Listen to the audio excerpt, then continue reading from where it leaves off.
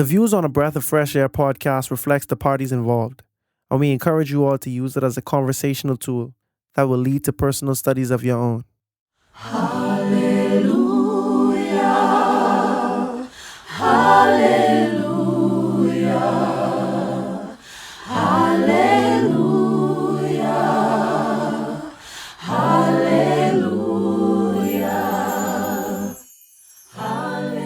Welcome to a Breath of Fresh Air podcast. Here with your hosts, Earl Roberts and Nakhaz Gay. As a young person, Christianity can be so foggy, like smoke in the mirrors and so unclear. But we're here to bring you a breath of fresh air.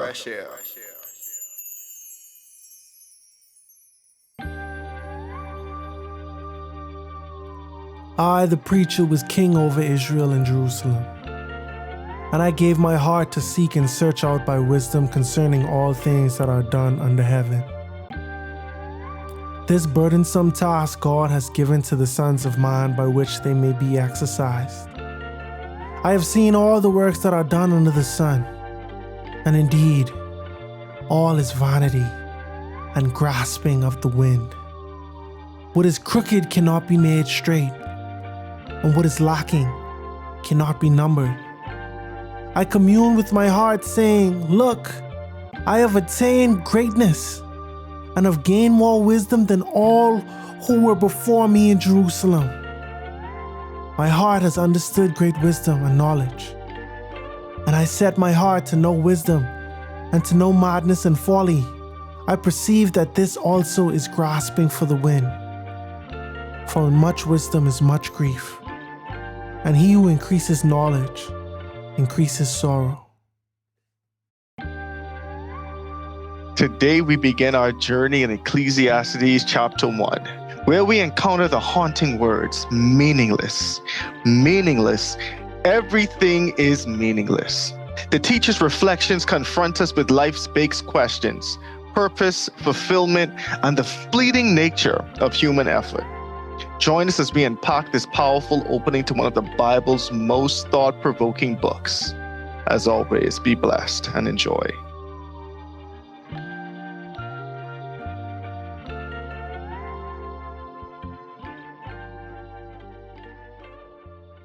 All right, welcome back to another episode of Breath of Fresh Air podcast. Here with your hosts, Nakhaz Gay. and Earl Roberts. We definitely appreciate everyone for tuning in again this week. Episode 219. My gosh, I almost gone way back in time. You almost gone to 119. Well, I don't even know what 119 was off the top of my head. I'm sure it was a great episode. Amen. Oh, how your week been?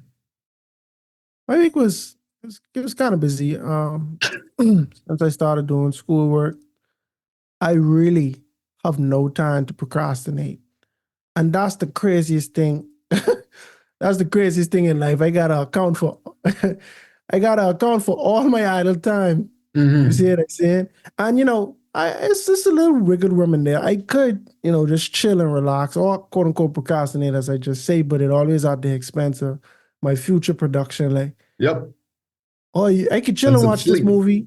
I could sleep early. I could do whatever.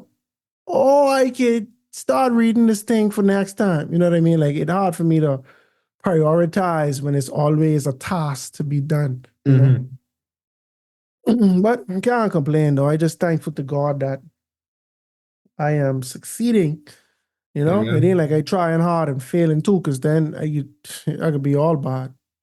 So thankful for some of the blessings I've been experiencing. What about you, though? How was your week? Oh, my week's been good.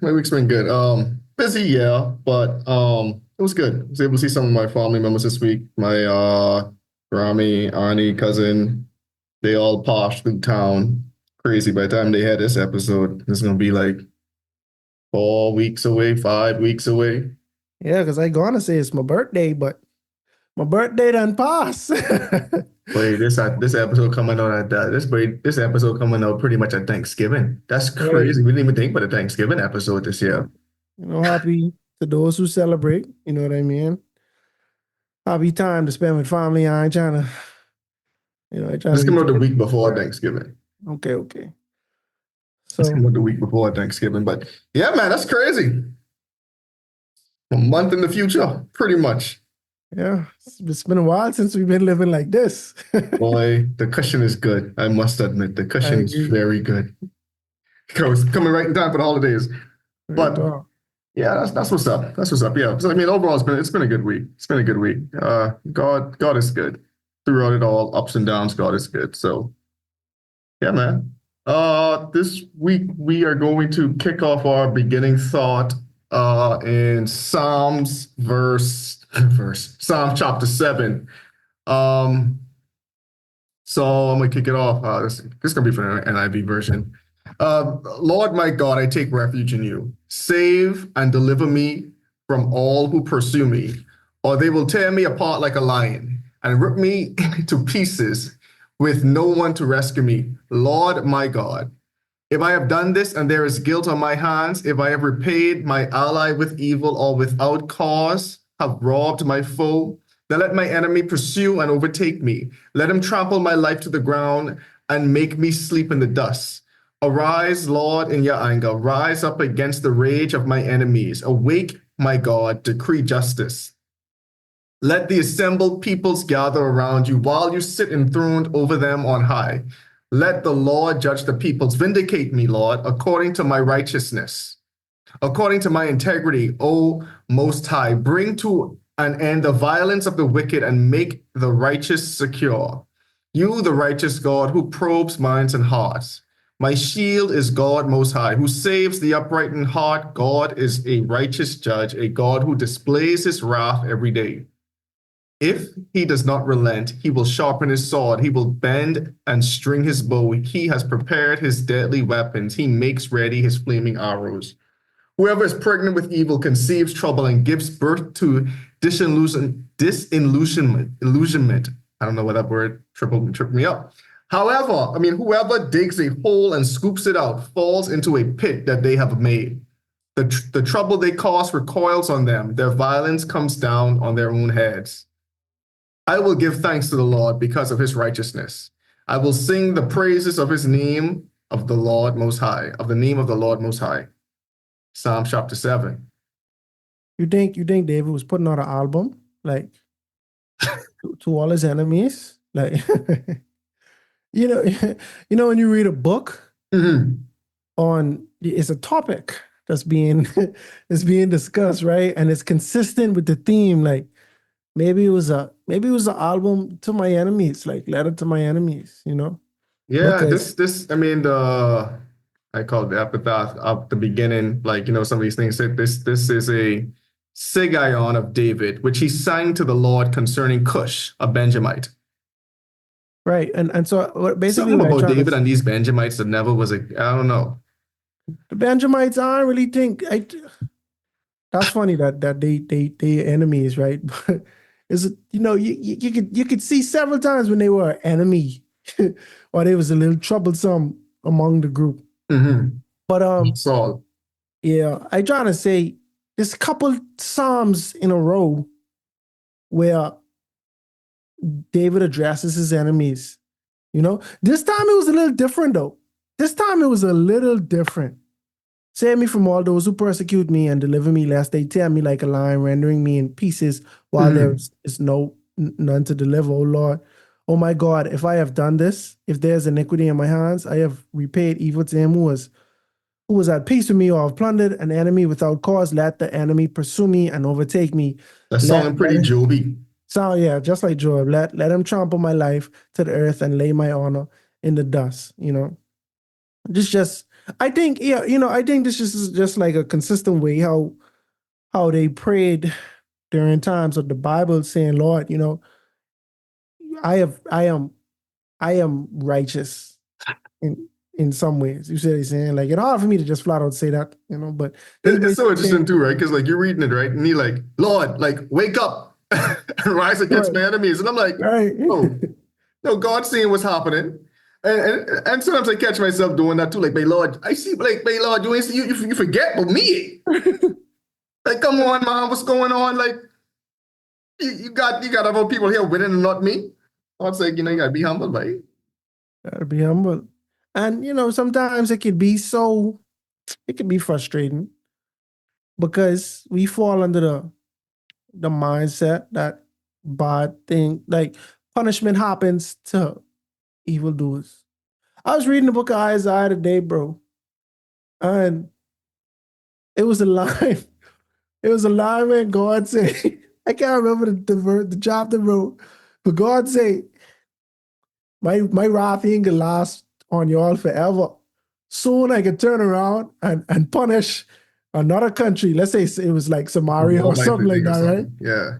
And so I was just laughing because I was like, wait, imagine your parents beating you. They punishing you, right?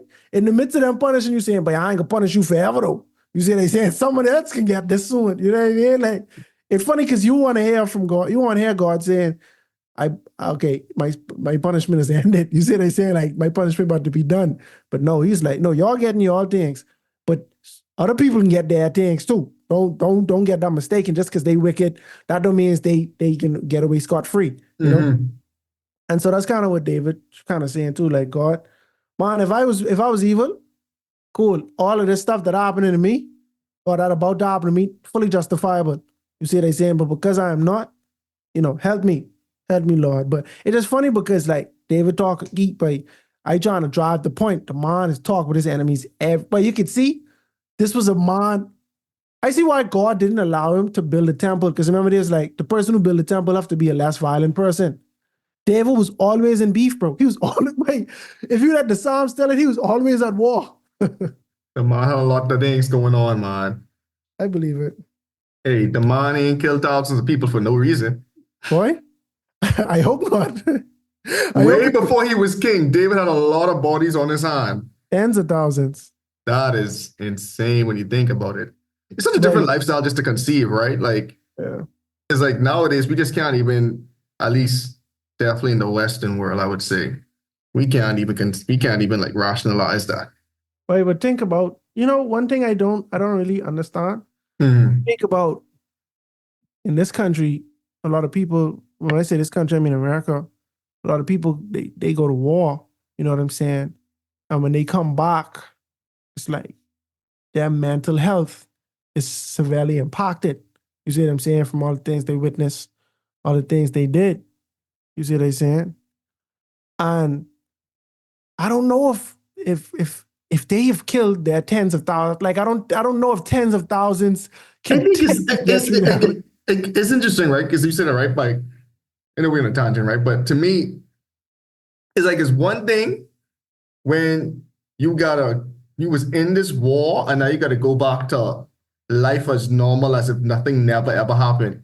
That wasn't really their life back in the day. It's like, no, we always on war. We always ready to go on war. Even when we at peace, we still at war because we still have people attacking us. That's true. Like, it's kind of like a different, like I ain't like pretending like, oh, I ain't a killer.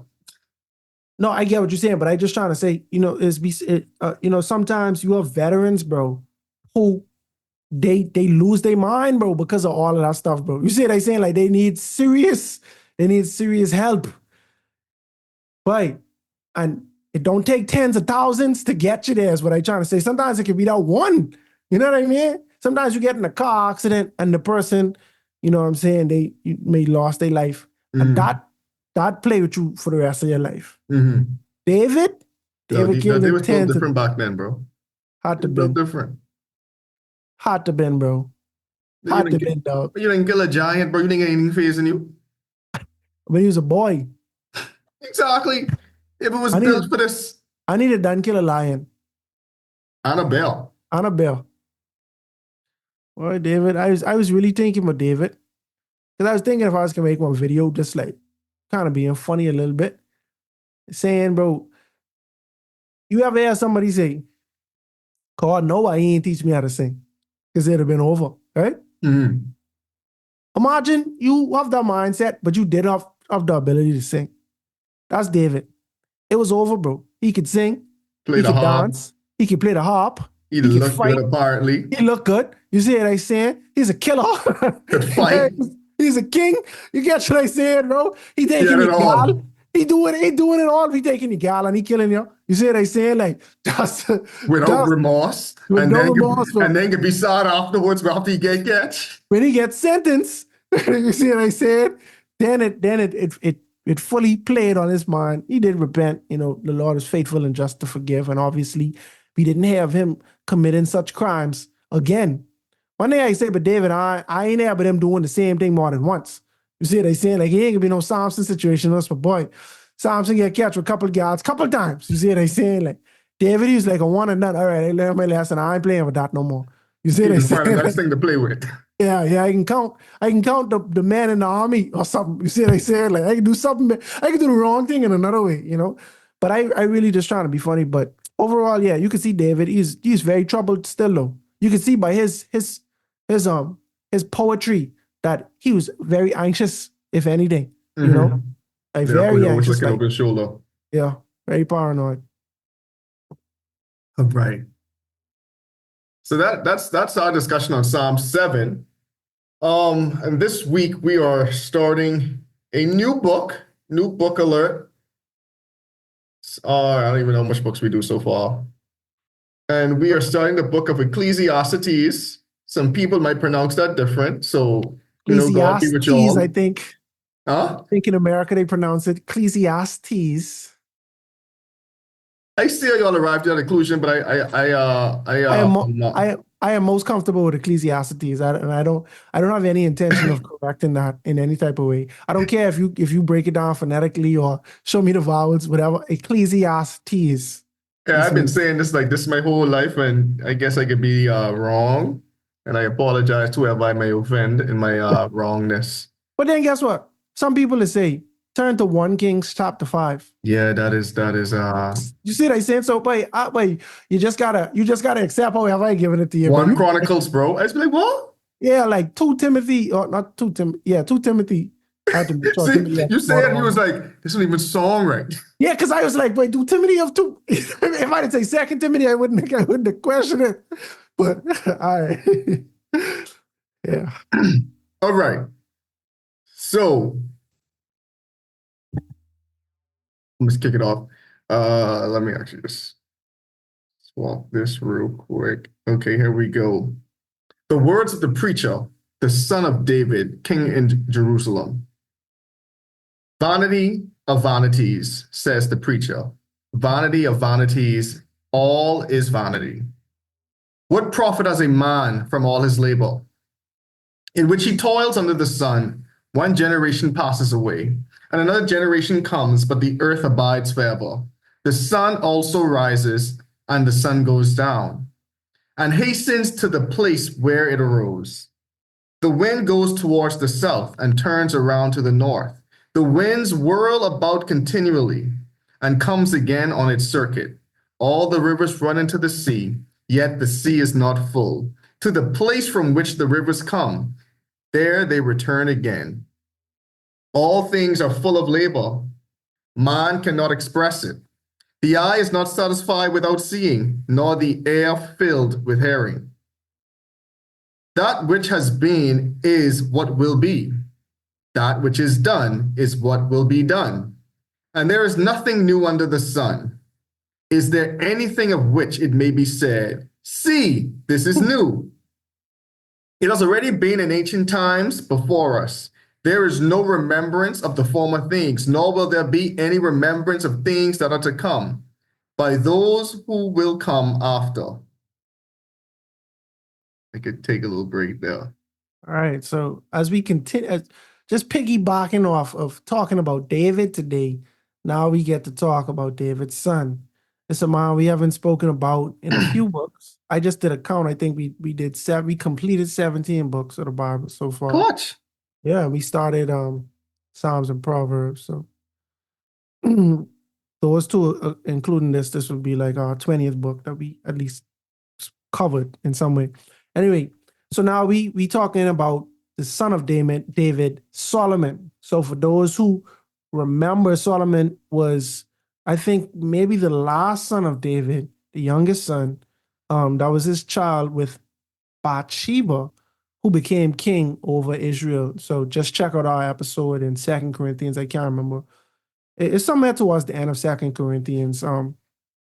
They go through Second Kings. I'm sorry, Second Kings. We talk about Solomon. So a little fact about Solomon: he was the wisest man that ever lived, as recorded in the Bible. The Lord asked him. He prayed. The Lord asked him what.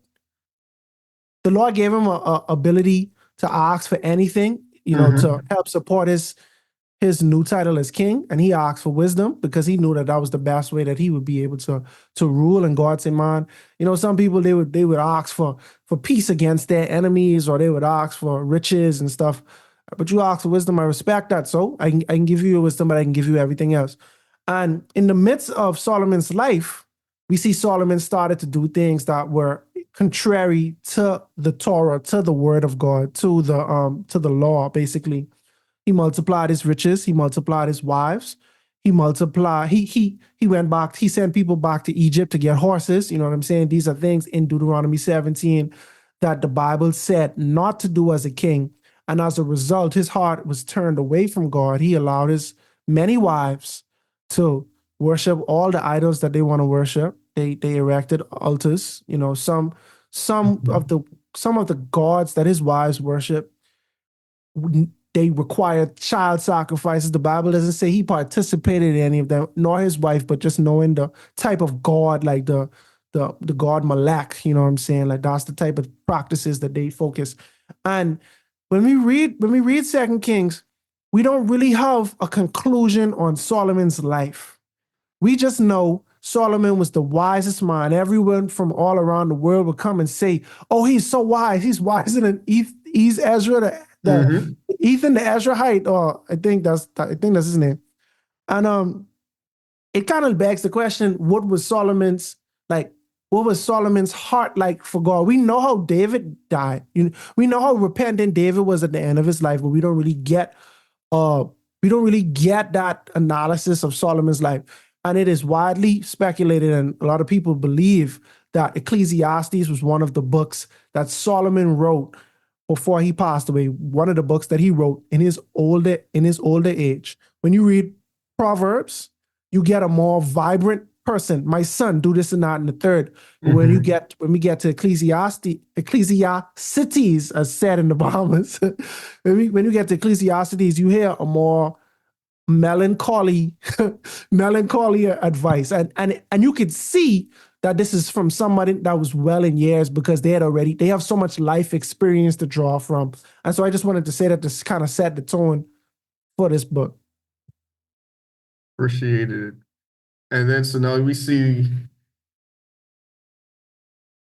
it starts off with just saying vanity. Everything is vanity. Everything. And then if you go back to the Hebrew, the word here used is like havel or havel Hebrew. They bees and they bees live almost the same kind of. It's like havel, but it's some translations say meaningless, right? But this one is kind of saying it just. I want people like picture like smoke or vapor or fog. It seems tangible, but you could never grab it. Aspect, yeah. So that's what he's saying. He's saying like life's a thing. Everything is a thing, but does it really have any substance? Is what he's trying to grasp. Go for it. I think that's so, bro. We live in a world now where so much wisdom has already been taught that people don't really have to analyze it, because it's just a understandable thing. Like, oh yeah. Solomon already said that. People already dissect it. They preach on this. Everybody knows this. So sometimes you don't really think about the level of thought needed to come to such a conclusion. Bro, you talk to a lot of people die pursuing the cares of life. You know what I mean? A lot of people lose their life for pride, because of altercation. I wanted to seem like the biggest boss, right? But while you in jail, while you throw away your life for trying to win the pride battle, at some point in time you might sit and say, "But this wasn't worth it. This wasn't worth it." But could you convince yourself at the moment when you commit the crime that this wasn't worth it? Because at that time, this felt like this was worth everything to you. This felt like there's nothing else I could do in this one moment except this thing, right? But in hindsight, you look back and say, "Wait, it just didn't mean nothing." You know what I mean? Like, I remember when I was a freshman in college, my boy Wilfredo, shout out to Wilfredo, he was on the show before. We was talking, and Wilfredo was saying how a lot, he was pointing out to me how a lot of kids at our school, you could tell like they come from a sheltered background, but they really was trying to act like they're the biggest, toughest thing, right? And I turn to them and I say, you know what? That's so funny because they really have nothing to prove. Wilfredo looks me in my eye and said, bro, there's nothing to prove. I say, yo, I try to refute it, you know, but when I really think about it, I was like, boy, like, really, there's nothing to prove, bro. I've seen people who I've looked up to be considered a lame, bro. Mercy. This the coolest person to me, but someone else consider you a lame. You see what I said? How could, if someone already have a perception that you a lame, bro, how could you convince them that you ain't? But even the coolest person could be considered a lame to someone else. Even the lamest person could be considered cool to someone else. Where the way people think about you, it does not matter. It does not change who you are. You see what I'm saying? If you can allow it to, but at the end of the day, it's so many things that are like important, but it's really not important, bro. You see what I'm saying? Like I spent a lot of my 20s thinking about how people perceive me. If I do this thing, people are gonna think about it like that. If I record this video and it don't hit, people can look at me like I'm stupid. You see what I'm saying?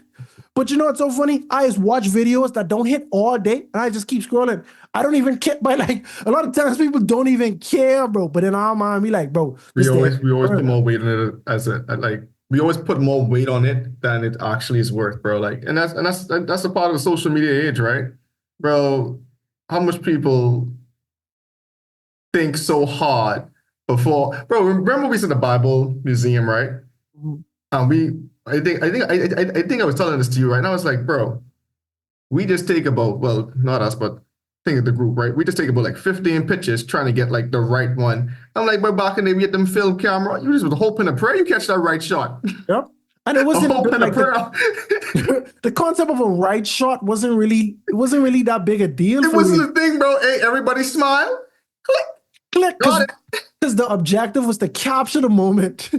And you did that. As long as you got film and a working camera, you achieved what you was going for. You look back in the photo booth and say, oh, Earl was off guard. Exactly. You see what I said? That's a laugh. Then we flip the page, look at another picture. You know what I mean? Like, nowadays, people take, I think nowadays you take like 100 shots and you're only posting 2, bro.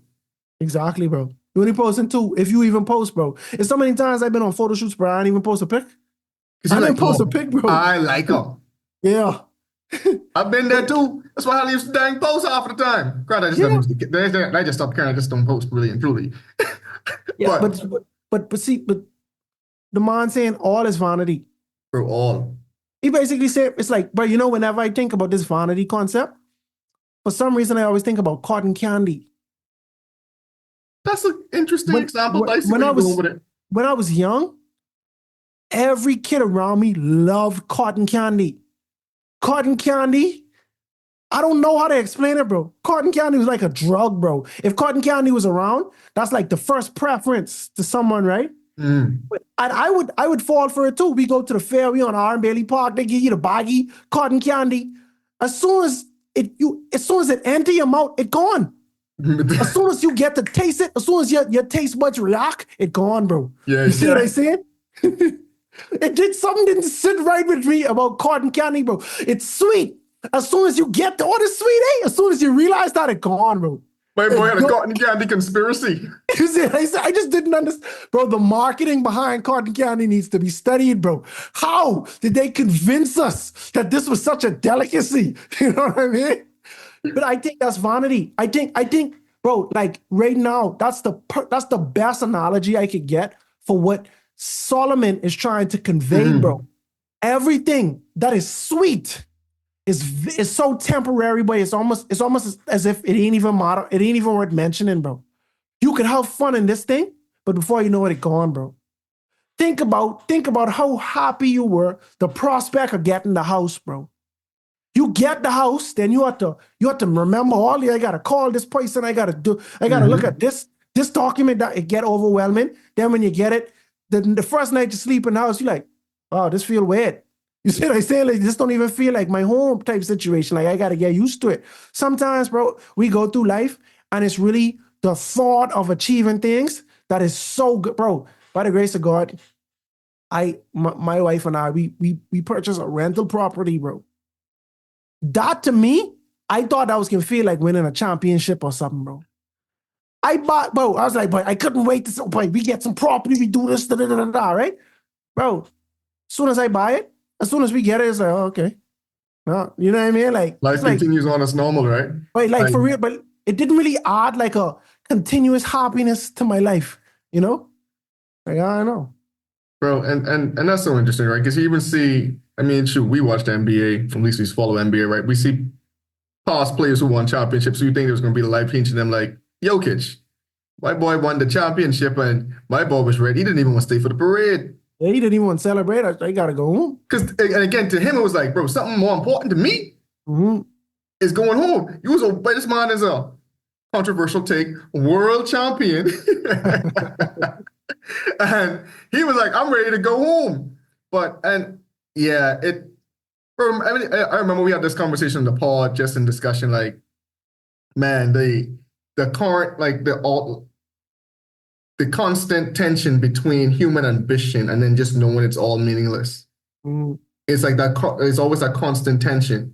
And the angle Solomon's taking here is that, like this is like the perspective when you're chasing your personal ambition, don't really have God in your life, right? So the book, the Ecclesiastes, is a very interesting book, right? Because God isn't mentioned that often.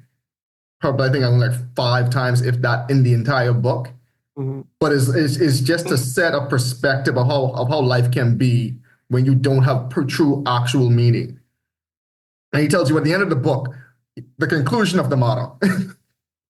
He carried through this whole long monologue essentially, and at the end, he has the conclusion of the matter, which is important and it's very. We'll get there, right? But man, you see how he starts to use these examples through nature. Like, bro, the sun go up, the sun come down. Happens every day. The wind blow this way, the wind can blow the next way. Happens every day. The rivers run into the sea. The sea don't get full. Yeah, so interesting. Shocker, like, you know what I mean? Like, the rivers constantly run into the sea, but the sea don't never get full. And he trying to say, but nothing changes, bro. Nothing. It's just like it's like just perpetual movement, Bro, and he said, bro, all things are full of labor, bro. Man can't express it. The eye is not satisfied with seeing. The ear is not filled with hearing. That's true. You can see things, you can hear things every day. Bro, imagine you love paintings or like atmospheres, or like, let's say you like to travel the world. You don't get to the Grand Canyon and say, wow, I seen enough.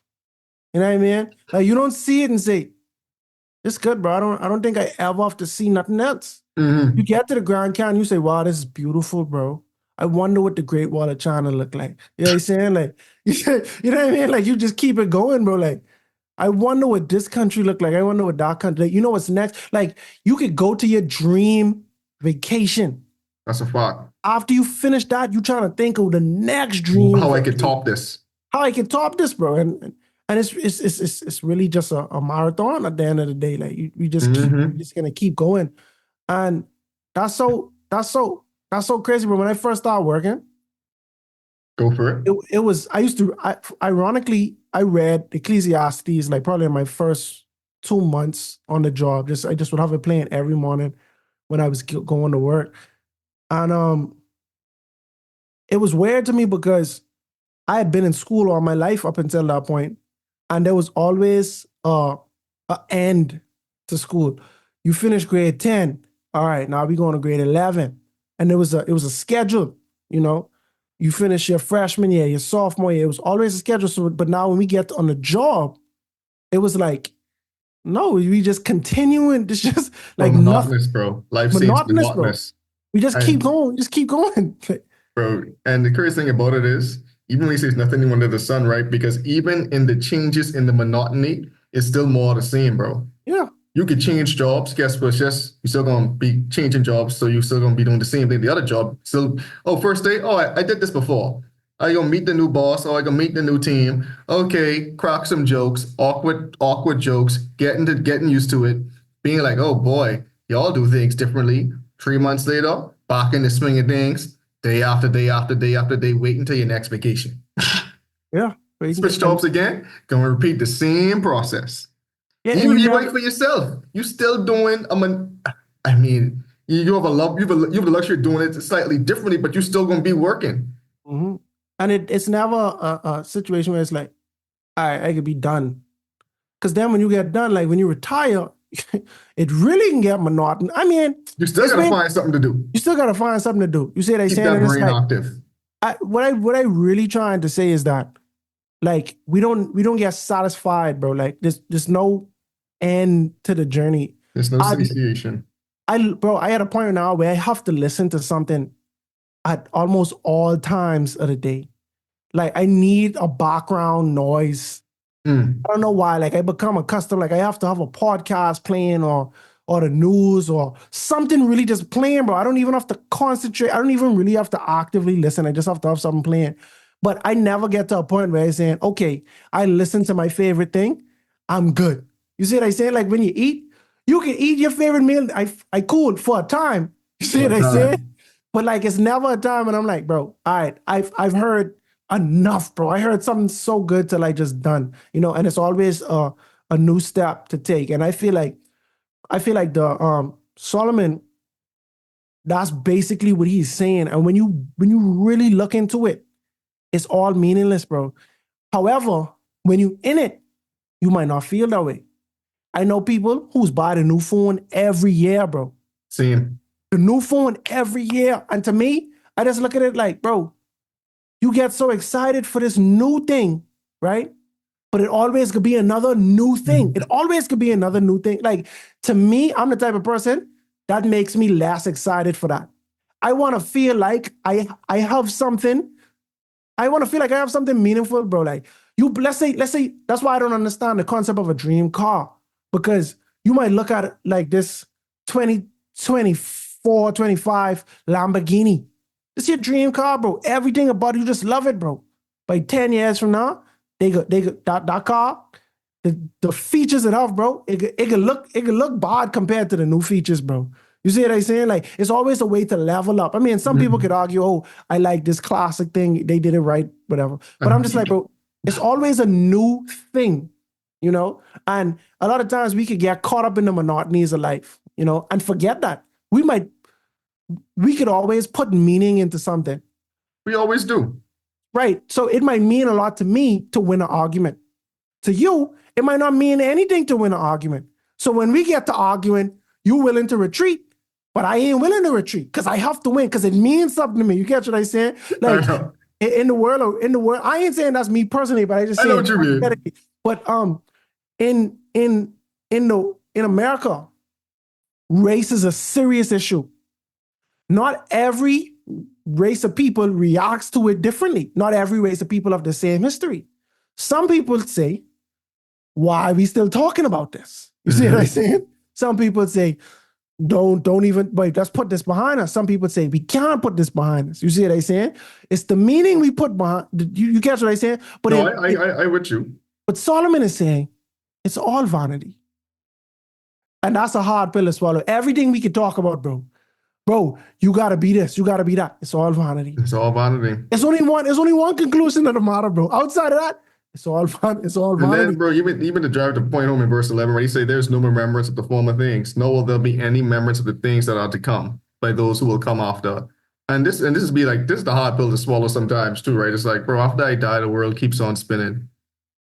Bro, that's a crazy one. If you don't leave a lasting impact, bigger and above yourself, in 5 generations, they ain't even gonna know your name, bro. and it's I don't know my great great great grandfather's name. but and think about it like this, bro. There's always someone who's like the most famous person in the world. Mhm. Every generation, probably. You see what I'm saying? But we only know a handful of people, bro. And a lot of them people conquered the world. You see what I'm saying? Like, I can't tell you much people who was around during Jesus' time who was in like conquering type situation. You see what I'm saying? Like, we can think about some philosophers. You see what I'm saying? Who had impacts on the world. Some are remembered, some are forgotten, bro. Some are not. Yep. The genre of rap was said to be invented in the 80s. They just celebrate 50 years, so that must be in the 70s, the mid 70s, right? 74 or 73. Anyway, 73. They celebrate 50 years of that. But people could go all the way back to the 60s and the 50s and show people singing in a way that sounds just like rap. You see what I'm saying? It sounds just like rap. We could go 1,000 years ago and see somebody doing that, but it just got lost, bro. You know what I mean? I always just think about that, bro. Stuff could happen, get lost, come back, you know, and we think this happened for the very first time. Or like they say, like everything, like I mean, Solomon said, "Yeah, bro, ain't nothing new under the sun." And even we see our parents say, "Oh yeah, I remember when like these things was in style like 20 or 40 years ago, and now y'all just bringing it back." Us, it's the flyest thing ever. What you mean? Yeah, this this is new. old. Bring it back. Hey, I just waiting for the baggy style to come back. Them Baggy big style. suits, and I could be like, "Babe, I remember when I was a kid, and this was in style." It already coming back, bro. I saw somebody the other day say you could always tell millennials because they wear skinny jeans. And I say, what else is supposed to wear? I just started thinking to myself in the video, but the kids wearing baggy. But it's just they ain't wearing it the same way we wearing it. They wearing it and they kind of look like bases. Like it's like I don't know what you mean. yeah, because you wouldn't notice, you wouldn't think it's a fashion trend. You see what I'm saying? Like you just think someone dressing and they really just don't care. But that's the style, bro. You know? Like, yeah, that's crazy. when I was in Vegas, I pay attention, bro. All of the young kids, nobody's wearing skinny clothes, bro. And I was like, that's interesting. Baggy is back now. It ain't as bad as an odd day. I would be surprised if it get that bad, but Or you never know. It might because bell bottoms back. You say saying they just call them flare. They call them flare pants now. You know, they just changed the name. Just changed the name, flare. You know, so. Oh boy. But yeah, I mean, like this book definitely starts putting things in perspective, right? It's almost like a humbling book because it helps you to like just really understand. Like we as humans tend to make ourselves more important than we truly are. Mm-hmm. And that's the hard pill to swallow. Because in your world view, you probably are the most important or someone close to your family, but you are the person who's most important in your life. You know what I'm saying? And then like when you start, because you know, you're always saying, I want to do this, I want to accomplish this, Lord help me do this, Lord help me do this, right? And then when you take a step back and someone tell you, you know, bro, by these big dreams you want to accomplish, bro. These things that, quite honestly, God lay on your heart. At the end of the day, it's all vanity. But that upset the wrong person there and that. That might be upsetting people not just really putting it into that perspective. But it's all vanity, you know. And you know, I think one of the points is that just because it's vanity, that don't mean you can't do it. Yeah. You see what I'm saying? But that's an important distinction. Yeah, because it don't mean you can't do it, but it's just a matter of how you place on it. Yeah. Right. You see what I'm saying? Like you shouldn't let it allow it to get you too high or too low. Because in the grand scheme of things, it really don't matter, bro. You know? And then even with you saying that too, an accent and just pop in my head too, like also place the emphasis on why you're doing stuff too, right? Mm-hmm. Like, are you doing it for the recognition? Because at the end of the day, the recognition don't matter. It don't. And I think like that's the next thing like the author's trying to like get out, like help people realize too, like, yo, you want to do these big things just so you could be recognized, so you could solidify your name. But people coming after you and even know you do this. And then when you get that name, it really might not make you feel like how you think it can make you. It might give you that cotton candy feel. For 2 seconds, you're happy. You want a height. And then you don't care no more. Now you want a new. I just think about that, bro. I just think about that every time I consider trying to advance in my career. Because I say to myself, bro, at what point in time you think you just want to coast or you think you just could chill? Mm-hmm. Like if you get this promotion or if you get this next level, this could be it for you. Like you could be cool here or you only could be cool for a time. At what point in time, bro, like, like you can continue just the climb, the rat race, or, I always think about that, bro. Because I think about what number in my heart would be like, oh yeah, no, I cool, but I ain't gotta like try to pursue a higher salary. And I don't think the number exists. And I'm me saying, oh, I can make $1 million and I wouldn't be satisfied. But it's like the minute you get to 6 figures, now you start living that life. You see what I'm saying? The minute you get to $1 million, now you just scale up your expenses. Oh, well, I get off the mansion now. You see what I'm saying? So it's like you put yourself you could put yourself in a position where you always Of the lifestyle creep. Right. You see what I'm saying? Like you always want to do more. You always need more or so. Yeah. I mean, and I mean, just think about it, right? Like, bro, when you was in high school, bro, $1,000 ceiling, bro, you could do a million things for $1,000, right? That was almost inconceivable in high school, $1,000. Like, Exactly, right? Then you get to college, you actually start making some money. It's like, okay, $1,000 ain't like that much, right? Right. Think, okay, cool. You're like, babe, I get like $10,000 now. We really talking bread. You start waking like, okay, $10,000. Goodness gracious, that ain't even that much now. You know what I'm saying? So it's all about perspective and where you are in life and things you got going on, right? So like, to me, I don't know, that ain't that bad because you got to live. Yeah. No, At a certain point, you could potentially cap your lifestyle creep, right, and be like, okay, this will be going to live within. But I get what you're saying. Yeah, I just trying to say, I think it's always It's always more. So yeah, always a goal to achieve. It's always more, and my personal opinion is like, bro, humans need something to do. Yeah, for sure. It's like, Solomon's saying is all vanity when you're trying to search for the recognition and all this other stuff. But at the same time, as men, you need something to do. You need something to drive. You need something to make you go there and provide and get going. So both things could be true. And to me, it comes back down to the reasoning behind you chasing these things. Right. Because like if you are trying to find self-value in your career, you will not find it. You see what I'm saying? If you're trying to find happiness in your marriage or in your career or in your sport, you're not gonna find it. You see what I'm saying? It's like these things are a mist. They give like smoke. They like smoke, but they give the appearance of something, but it's easy to just disappear. That's why people is get in relationships and get married and stuff, and then they be depressed. You see what I'm saying? Like they put too much expectation on their partner because they expect their partner to bring them happiness and joy. To bring that, But I feel like some voids only God could fill. You know what I mean? But that's the truth. And I mean, not to steal a thunder from the book, right? But that's what this book really trying to get at. Like, all of these things in life that people trying to search, they just fill in voids, bro. Like, why a lot of people just go out drinking every night and stuff? It's to fill a void. And see, and if Solomon was here today, I don't know if he covered it in this book, he would say, I saw a man trying to drink away all his problems. And that was vanity. You see what I'm saying? Because even though you could get a temporary fix, you have to do that again tomorrow. And then tomorrow, and then tomorrow, and then tomorrow. So you quite literally chasing after something. Yep.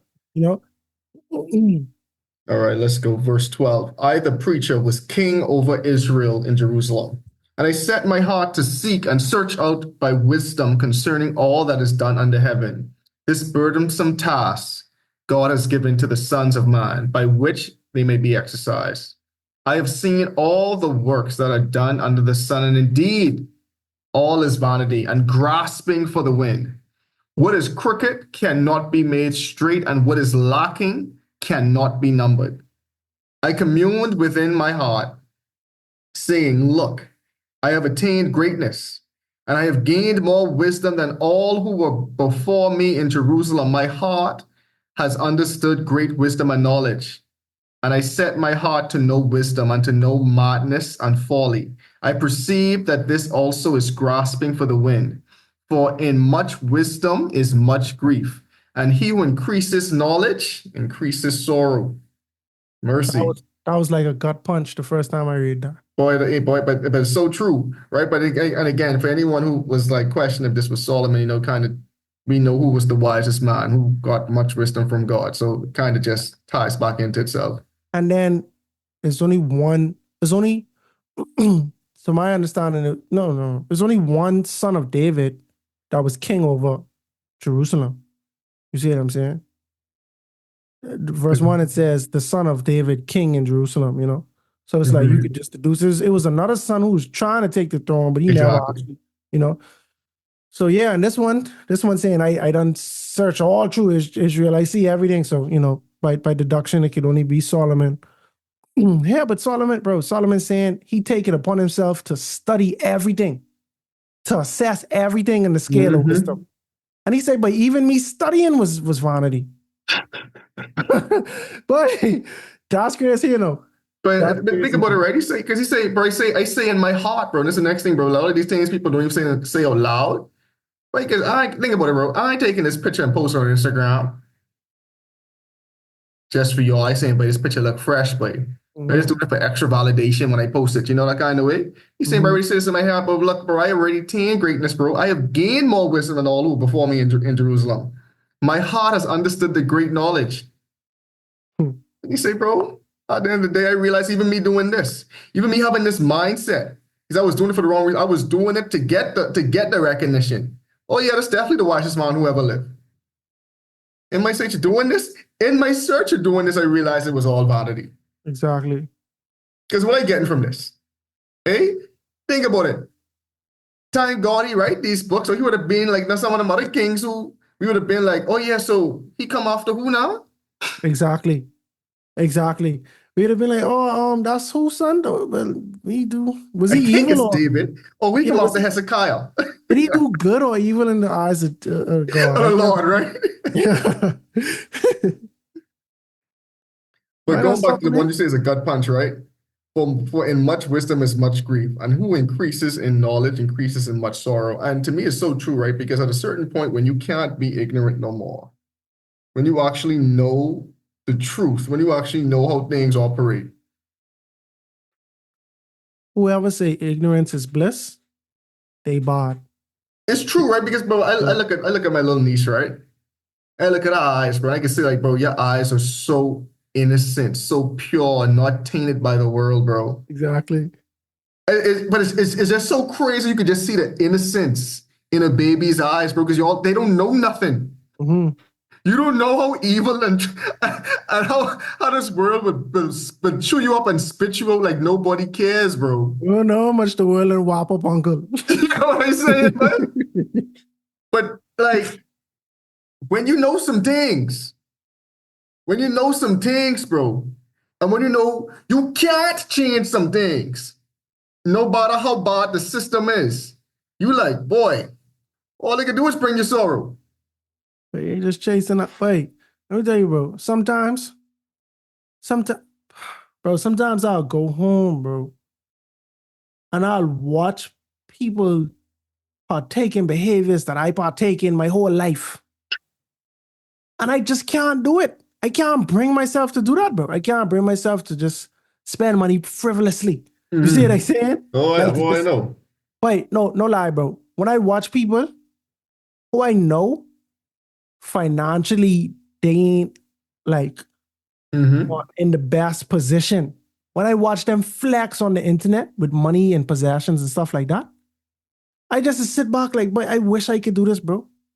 I wish I could be in a spot where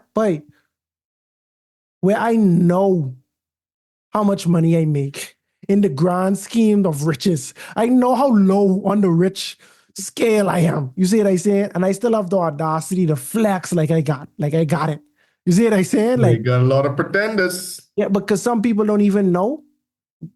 They don't even know that they ain't fooling people type situation. You see what I say? Like, but I know, bro. Sometimes I'll watch somebody explain something that completely goes against the Bible. Mm-hmm. And they content with that, bro. And they serious with that. And I just be like, bro, you could have fun doing what you're doing now. But someone like me, this ain't even funny to me. This make me sad, bro. This Mm-hmm. bring me grief to see that that you believe in something that is an abomination or is immoral to God. That grieves me. But I can't wait. I know, bro. Like, I have friends who grow up in church. You see what I'm saying? And they leave and they live any type of life. But I couldn't do that and my conscience be clear, bro. You see what I'm saying? I have too great an understanding of the word and a respect for my salvation to live a certain way. But when I didn't, I could have lived free. Plenty things I could have done, bro. We could have gone Friday night. You see what I'm saying? But sleep good, go to church the next morning, normal, bro. You see what I'm saying? Like, and Normal flex. normal, bro. Like, and I didn't really feel much grief, bro. But now certain things really is grieving me, bro. Like, I'd see somebody throw their life away. I see somebody who life get taken away from them, or somebody who deep in the midst of like gang banging or Mm-hmm. certain crimes, bro. And sometimes it'll grieve me, bro. I was just talking to Steve. Shout out Steve. We was talking about this movie, Life. It's a comedy movie. You see what I'm saying? And it's a movie about Martin Lawrence and Eddie Murphy. They was wrongfully arrested. And it's a comedy, and they basically every time they supposed to get their freedom, something stupid happened, and they end up getting their freedom, and they like 80 years old or something, right? It's a comedy, and everybody love it, but I can't laugh at it, bro. I can't. But that's almost like a horror movie to me, because in Mm-hmm. my mind, I am aware that this has happened to people in real life, especially black people wrongfully accused, never Yeah. get their freedom, die in jail. Because I have this type of understanding, I have more sorrow. I can't watch this as if it was a fictional movie My and boy just can't even enjoy it. enjoy the movie. But now, Earl, imagine you saying, my guys, I got this bad movie for you to watch, and we watching it. And I over there in the corner pin up. I killing the vibe, bro. You see what I said? This is supposed to be a classic, everybody laughing and watching. You see, I said, I can't even laugh at the movie, bro. It's making me sad, bro. It's bringing me grief because of things I know. And so, like, when I read that much, but find much wisdom is much grief, and he who increases Mm-hmm. knowledge, increases sorrow. But that's like a gut punch to me because I like, bro, that's true. It Some is. things I know now, and I can't in good conscience continue doing what I do, although I enjoy doing that thing. You see what I'm saying? So now I have to part ways with this. Mm-hmm. Boy, that's a heavy one. One other thing I wanted to say though, Go for it. imagine Solomon being the wisest person in the world. Imagine if he was the wisest by a long shot. So everybody is, I ain't gonna say a dummy to you, but you just wiser, bro. You You know what I more mean? learning. No one on your level, bro. No one is on your level. To me, that is that's grief. That's grief, bro. You know what I mean? You know when you're in a situation where he nothing challenging you. Wait, I was gonna say, bro, like you can't really truly have a true intellectual conversation for real on a lot of things, because like, no, bro, you're just being dumb now, bro. Right? You see what I'm saying? Like, and then it's like, look how bored Solomon was. Solomon was so bored to find wisdom. He ended up studying every person, everything that happened under the sun, bro. That's how bored. That's how much time he had on his hands, bro. I But study everything that happened under the sun. but it's good because we truly we have the most qualified person in multiple ways to truly let you know that it's all vanity, bro. We I have one of the agree. richest persons that ever lived, bro. Mhm. One of the wisest, well, one of the, if not the wisest person who ever lived, bro. Mhm. You know what I'm saying? A person who had over 900 females, bro. Mhm. You know what I'm saying? Wives and concubines. I won't disrespect nobody. So, in multiple aspects, bro, he had it all, bro. He was a Yeah, made man in multiple different aspects, bro. yeah, he's a At the end of the days, bro, he said, trust me. Trust me. In any aspect you want to inquire, it ain't, at the end of the day, it ain't all it's cracked up to be. and when I was younger, bro, that used to make me so I wasn't okay with that. When the rich person, A lot of people ain't. yeah, so when the multi-billionaire, you have a chance to talk to him, and you say, sir, tell me what I need to do to get wealth. And he replies, wealth ain't everything, bro. Trust me on this one. Wealth ain't everything. I look at it, boy, if you don't answer my question, stop freaking out, boy. I ain't asking for no sermon now, bro. Easy for you to say wealth ain't everything because you experience wealth. But there's people who ain't experienced these things and they just wish they could experience it. And they wish they could. And that's the because hard they pill ain't to swallow experienced for it. everybody, right? Because everyone wants to get to the mountaintop to be able to look down and see if it's truly worth it for themselves. That's just a human experience. And then when you get on the mountaintop, you realize, this wasn't really worth it.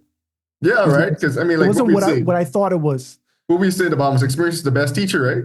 Which truly, and if you're being technical, experience ain't truly the best teacher. Other people experience is the best teacher because they let you know which potholes to look out for. But most people don't really want to hear that because, bro, I want to figure out for myself. And I want to see for myself. Because we ain't the same. I just talking about, typical people. Sometimes I like this too, honestly. We ain't the same. You might not enjoy that, but I might enjoy that. Yeah. I get right different. there. You can't speak on behalf of me. Exactly. You can't tell me what the same thing. Then I come back to Kazi, but you ain't lying, but it wasn't all that. Like, Kazi, but I tell you that. I tell you. What I tell you. What I say.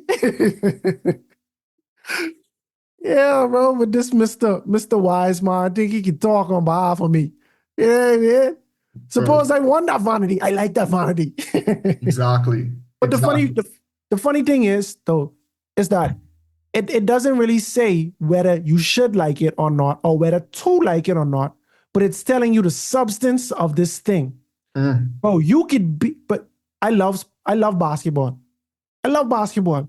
And it's so funny when basketball season is done, it's like, man, I can't wait till it come. Can't wait till it come. Then it comes again. Yeah, then it comes. You see what I'm saying? I have a good time, then it goes. But it's nothing, it's no achievable thing here. It's just always a consistent something to do. But it's like, it's just, I don't know how best to say it, but it is in vain because there's no, it's just excitement, it's just entertainment, but there's no like elevation to it. Like there's no added value to my life besides being entertained. And there's many ways to be entertained, right? If somebody come to me and say, bro, but you don't really gotta watch the game, you could just watch the box score. If you miss this thing, it ain't that big a deal. To me, I'll be like, no, it is that big a deal, right? It is that big a deal. But when I was fresh out of surgery, I had surgery on January 26th. The season was well in. We was almost we was probably about the halfway mark of the season, bro. But when I was in pain and I had all the free time in the world, but I did not care about anything. I was laying in my bed. I couldn't sleep. My pain was so bad, I could not sleep. I would get like an hour and a half sleep in a day, right? And I just needed stuff to do. What you think I watched the game, bro? I watched the game, but nothing did matter to me. Nothing mattered to me, bro. You see what I'm saying? So it's like, under certain circumstances, you can kind of really gauge what is really important. You know what I mean? What really has substance. Even the thing that you like the most, it can be times in your life you just like, it don't matter. And guess what? All that time gone when I wasn't watching it, when I finally get back to feeling myself and watching it, I pick right back where I left off. Everything that I miss, it didn't even matter. But it seemed like class where you miss, especially in math, you miss this law or this theory, the next subject is going to build on top of the thing that you miss. You see what I say? So you have to get this foundational piece to get to that, No, a lot of things, bro, if you miss it this year, you can catch it next year. You see what I say? It don't really matter for real, And yeah, that's basically what, it doesn't matter, but it don't stop people from feeling how they feel about it, basically. And, that's what Solomon trying to break down to us for real. Yeah, I mean, that's Ecclesiastes 1. Bro. I like to read these books because whether I wise or not, I don't really have to be wise, If I ain't wise, I can learn how to be wise, basically. You see what I'm saying? Like, I don't have to be naturally wise because everybody don't have the same level of wisdom. When you read these things, they say the word to the wise is sufficient. Just learn from them, observe them, and let it guide you in how how you conduct yourself. When I first started working, I was trying to read the books of wisdom. I was trying to understand it, but the problem is I probably choose the wrong book because I about to start my career. And Solomon basically saying, bro, hey, everything you about to do, dog, everything under the sun, everything under the sun, it's just a chase after the wind. It's just cotton candy, bro. You might have that NBA season is sweet, bro, but that ain't go away. You see what I'm saying? But you know something about the wind? The wind has come back, bro. They saying chase after the wind. By the wind, I remember when we was in Bahamas Academy, we had a big field in the middle of the school, a big play field. And it used to be hot. But sometimes you might feel that wind, boy. Sometimes that wind blow, that's exactly what you need. But don't think the wind blowing for 10 minutes straight. That wind blowing for 10 seconds. and One little cool gust, and that's you. Exactly. And that's what Solomon's saying. That's the wind, chasing after the wind. But you can have the most fun in the world chasing after the wind. The wind can go away. Another wind gonna come. It's like when you see them lab rats and they on their spin wheel. They running, bro, but they going nowhere fast. But they having a jolly old time running on that spin wheel, bro. They think they getting somewhere. You know what I mean? And that's how it is, bro. A lot of time, I believe in life, bro. All of the things Solomon's saying, vanity, all of us have one version of that vanity where we'll run on that spin wheel and never get tired of that. You see what I'm saying?